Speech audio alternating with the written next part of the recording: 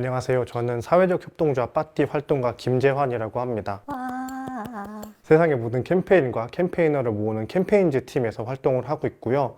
오늘 이 시간에는 우리가 사회 이슈에 대해 이야기를 해야 되는 이유를 가지고 또 플랫폼을 잘 활용하고 계신 활동가님을 모시고 이야기를 나눠보도록 하겠습니다. 네, 이제는 많이 익숙해진 공론화라는 말 얼마나 들어보셨나요? 단어의 본래 뜻과는 다르게 폭로의 의미를 많이 가지고 사용되기도 합니다. 하지만 공론화라는 단어에 토론이라는 굉장히 중요한 요소가 있습니다. 우리가 사회 갈등사안이라고 여겨지던 것들도 직접 사람들과 대화를 하다 보면 그렇게 심각하지 않게 여겨질 수도 있고 다른 사람들이 어떻게 생각하는지 납득은 할 수 있게끔 여겨지기도 합니다. 이야기를 조금 확장해서 공론장에 대한 이야기를 해보도록 하겠습니다. 이 공론장은 다양한 사회 문제가 이야기되는 공간인 만큼 우리 국민들, 시민들 스스로가 이 이야기의 주체로 등장을 해야 됩니다. 또한 이 공론장이 시민들의 역량 강화를 하는 공간으로 활용되어야 하는데요. 그렇다면 이 공론장은 어디에 있을까요? 또 우리는 공론장에 어떻게 참여를 할 수 있을까요? 시대가 발전함에 따라서 우리는 민주주의와 인권 증진을 위한 기술을 활용할 수 있게 되었는데요. 오늘 말씀드릴 캠페인지라는 디지털 공론장은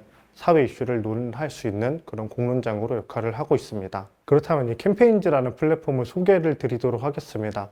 저희는 캠페인지를 디지털 시민 광장이라고 부르고 있는데요. 다양한 시민들이 모이고 자신의 얘기를 하고 또 자신의 얘기가 모두의 얘기로 바뀔 수 있는 그런 공간으로 활용을 할 수가 있습니다. 캠페인지에는 여러 기능이 있습니다. 투표 기능과 토론 기능이 있는데요. 우리가 보통 사람들의 얘기를 들을 때는 설문조사나 여론조사를 많이 의지를 하는데요. 그런 내용들에서는 시민들의 의견을 직접 반영하기가 어렵습니다. 이들의 이야기를 직접 들어볼 수 있는 공간으로 캠페인지를 활용을 하실 수가 있습니다. 찬반 투표를 통해서 쟁점이 더 명확한 이슈에 대해서 논의를 할 수 있는 반면 우선순위 투표 등을 통해서 그 이슈에 대한 정보를 제공을 할 수 있고 해당 의견에 대한 사람들의 이야기를 들을 수가 있습니다. 토론 기능을 통해 다양한 이슈에 대해서 또 다양한 유형으로 접근을 할 수가 있는데요. 어떤 이슈에 대한 이야기를 하려면 정보가 정말 중요합니다. 이에 대한 정보 제공형 콘텐츠도 가능하고요.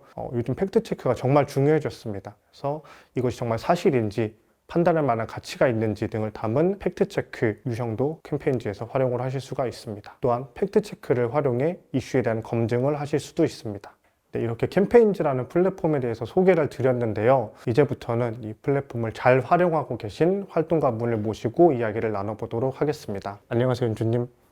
네, 안녕하세요. 저는 활동가 이현주입니다. 네, 연주님은 평소에도 사회 이슈에 관심을 갖고 계시고 또 캠페인지에서 이렇게 활동을 잘 하고 계신데요. 주로 어떤 이슈에 관심이 있으신지 또 어떻게 이야기를 풀어가고 계신지 궁금합니다.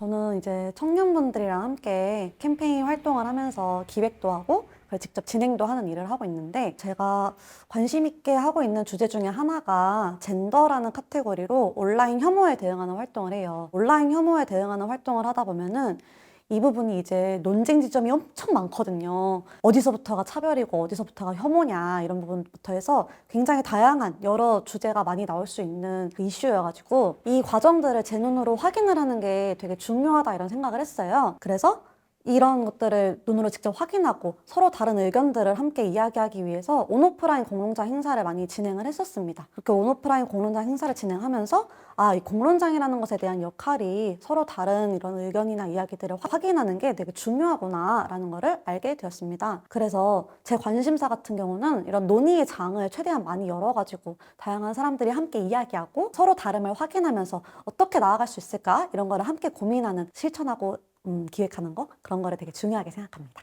또 활동을 하다 보면서 제가 생각하는 거는 활동한다고 하면은 되게 액션이라거나 무브가 많다고 생각을 할 수도 있잖아요. 근데 글쓰기라는 게 생각보다 되게 중요한 역량이더라고요. 활동하는 곳에서는 논평, 성명서 이런 전통적인 방식의 글쓰기를 많이 해요. 사실 논평이나 성명서 이런 부분도 너무 중요한 글쓰기긴 하지만 더 많은 시민분들이 이 이슈에 대해서 이제 이해를 하기 위해서는 시민 친화적 글쓰기가 필요하다고 생각이 들어요. 그러기 위해서는 아무리 어려운 주제일지언정 많은 분들이 이해할 수 있게 쉽게 풀어쓰는 게 중요하다고 생각을 하는데 근데 그 쉽게 글쓰기라는 게 생각보다 정말 어렵더라고요. 그래서 우리의 메시지를 더 많은 사람들에게 함께 알리고 더 많은 사람들을 설득할 수 있게끔 이런 글쓰기를 훈련하고 이것으로 하여금 운동을 하는 것이 되게 중요하다 그런 생각을 하고 있습니다. 네, 활동가의 글쓰기에 대해서 강조를 해주셨는데요. 저도 캠페인지에서 연주님 글 꾸준히 봤었습니다. 언제부터 캠페인지에서 글을 써셨나요? 캠페인지에서 계신 분이 제 지인이었는데 그분의 소개로 함께 이런 활동이 있는데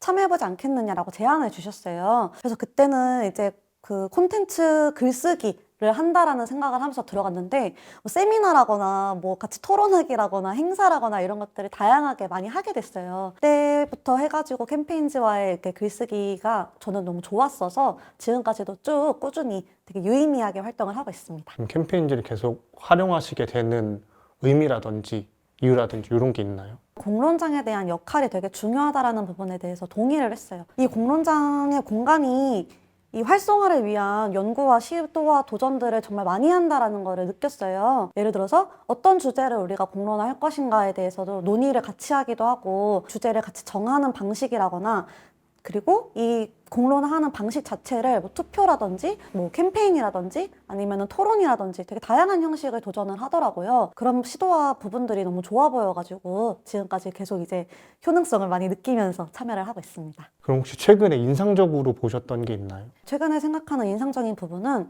아무래도 공론장이라는 플랫폼을 지속 가능성을 위해서 여러 가지 시도들을 하고 있는 게 인상 깊었는데 글 쓰는 사람 입장으로서 소에게 응원하기 기능이 좀 인상 깊었다고 생각했어요. 내가 쓴 글을 다른 사람들이 댓글이나 아니면은 좋아요 누름으로써 참여하는 것뿐만 아니라 소에게 이제 후원을 해주시는 거잖아요. 그런 부분이 글 쓰는 사람으로서 참여자로서 아, 인상 깊다.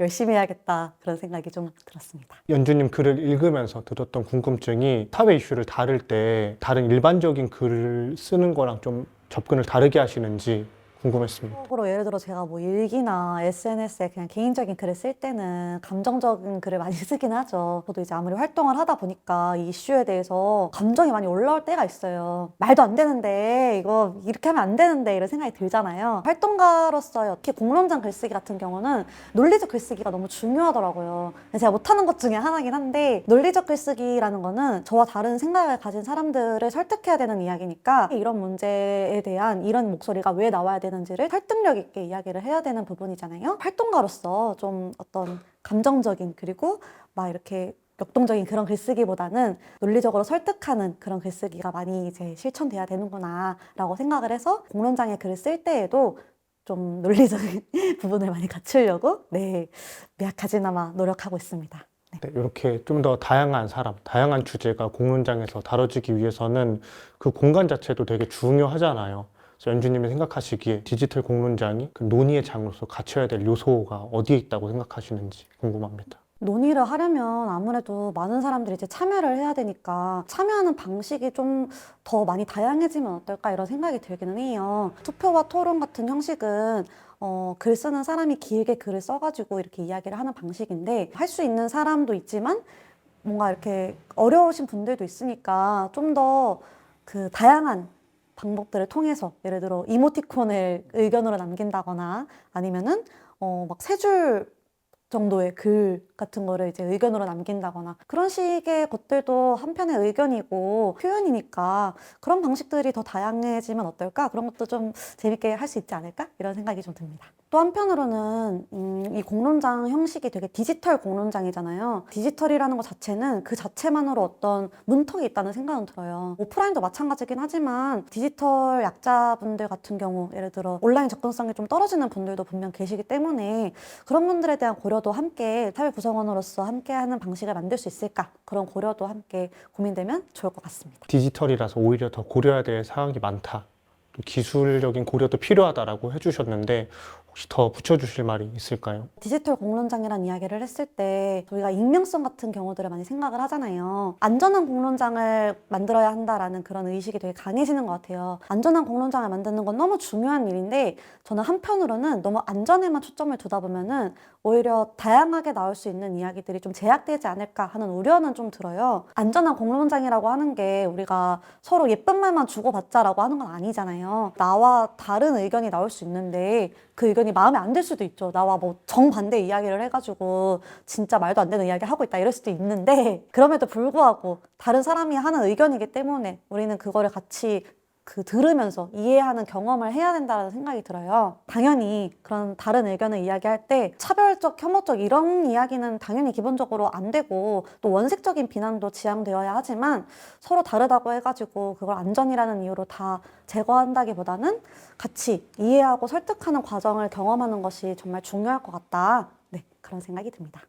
저희가 혐오와 차별의 시대 그 때를 살고 있잖아요. 이런 때일수록 더 이런 사람들의 익명성이라든지 자유롭게 얘기를 나눌 수 있는 공간에서 그런 안전한 공론장 필요성이 더 중요시 되고 있는 것 같습니다. 그래서 캠페인지에서는 누구나 약속하고 지켜야 되는 행동 강령 같은 것들을 만들었는데요. 상대방을 혐오하거나 뭐 비난하거나 차별하거나 하는 경우에서는 운영진에서 그런 글이나 댓글 같은 것들을 적극적으로 규제를 하고 있습니다. 숙제를 가림 처리를 하고 네. 있습니다. 네. 좋네요. 네, 그런 규제가 있고요. 동시에도 하지만 이런 것들을 규제했을 때 자유로운 공론장, 자유로운 논의를 가로막지는 않을까라는 고민을 적극적으로 하면서 이렇게 운영을 하고 있습니다. 사회 운동으로서의 글쓰기라는 말이 있잖아요. 네, 이 말에 대해서 좀 어떻게 생각하시나요? 한편으로는 글쓰기 자체가 정말 사회운동의 시초가 될 수가 있다고도 생각을 해요. 자신의 인식을 글로써 구축하기 위해서는 그거에 대한 훈련과 노력이 굉장히 많이 필요한데 사회 문제를 그런 글쓰기 형식을 통해서 이야기를 한다는 거는 정말 중요한 일이에요. 예를 들어서 페미니즘 같은 경우는 그런 그 인식에 대한 것을 글로써 풀어낸 경우이기 때문에 글쓰기에서부터 시작을 했지만 사회운동과 이렇게 변화를 많이 가져왔다고 생각을 해요. 우리가 사회운동을 생각을 했을 때 뭐 현장에 나가서 집회 시위를 하기도 하고 뭐 쟁의를 하기도 하고 이런 액션을 많이 생각할 수도 있지만 글쓰기와 같은 방식으로 사회 이슈에 대해서 함께 이야기하고 질문을 던지고 네, 이런 식으로 나아간다면은 그것 또한 정말 좋은 운동의 방향성이 될 수 있지 않을까 그렇게 생각을 하고 있습니다. 그러면 연주님이 개인적으로 조금 더 관심이 가는 분야라든지 이슈라든지 어떤 게 있을까요?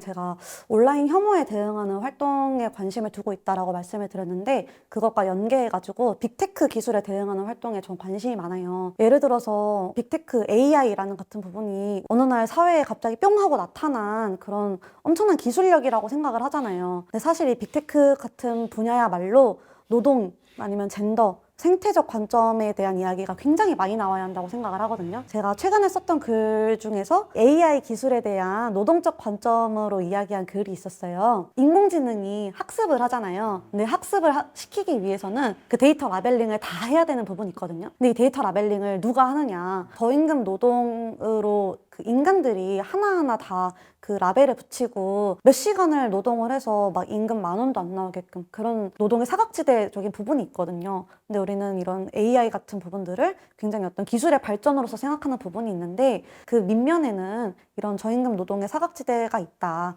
이런 부분에 대한 이야기를 했던 글이 있었어요. 제가 개인적으로 좀 공들여서 썼던 글이고 또 한편으로는 이런 노동적 관점뿐만 아니라 이 빅테크 분야에 대한 생태적 관점, 젠더적 관점에 대한 다양한 글들과 이야기가 나왔으면 좋겠다 이런 생각이 듭니다.